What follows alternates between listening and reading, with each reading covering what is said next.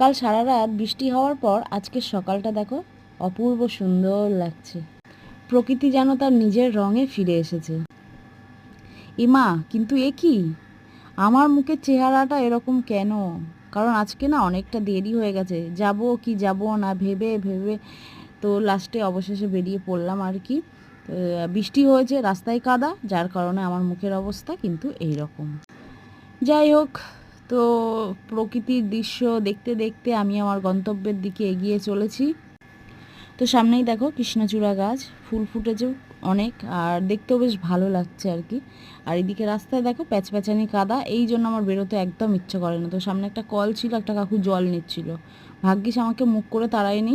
তো সে খাবার জল নিচ্ছে আর আমি পা ধুতে গেছি, বলো, মুখ করারই কথা। তো যাই হোক, ওখান থেকে পেরিয়ে দেখি এই দেখো শিউলি ফুল। আর এই বাস, দুর্গাপুজো আসতে তো এখনও বেশ খানিকটা, মানে কি বলবো, খানিক মাস বাকি। আর সামনেই দেখো বজরংবলী মন্দির। তো চলো একটু প্রণাম করে নেওয়া যাক সকাল সকাল, মুডটা যাতে ভালো হয়ে যায়। ও বাবা, যেই দমদমের দিকে এলাম, এই দেখো এ তো বন্যা। বাবারে, এ তো দীঘায় চলে এসেছি মনে হচ্ছে। তো যাই হোক, কত কষ্ট হচ্ছিল বলো ওই ভ্যান কাকুগুলোর। তারপরে ওই যে দাদাটা গেল, যা দাদা না কাকু জানি না, চোখে তো নেবা হয়ে গেছে। তো পিছন দিয়ে দেখি ট্রেন যাচ্ছে, আর সকালবেলা শুনশান এখন, মানে সবে সবে মার্কেট সব চালু হচ্ছে হবে এরকম একটা ব্যাপার। তো সবজি মাছ সব ঢুকছে বড় বড় গাড়ি করে। আর এখানে তো আমি আমার গন্তব্যের দিকে প্রায় চলে এসেছি। এই দেখো দরজাটা খুলবো, দাদা আসতে এখনও বাকি। তো আমি ঢুকে পড়লাম, এবার ব্যাগ ট্যাগগুলো রাখি। আজকে দেখো খাতাটা এন্ট্রি করব, তো সে যাওয়ার সময় একবারে করতে হবে আর কি। তো নিজে আগে রেডি হয়ে নিই, তারপরে যুদ্ধ শুরু হবে।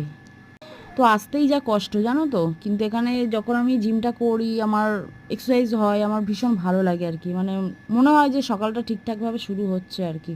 তো যাই হোক, যথারীতি সময় আমি আমার বেরিয়ে পড়লাম। ছেলের স্কুল আছে, বাড়ি এসে রান্না বান্না সব কিছু করতে হবে। তো দেখি ওই ছেলে সাঁতার থেকে চলে এসেছে, তো এখানে একটু ডাব খাই আর কি।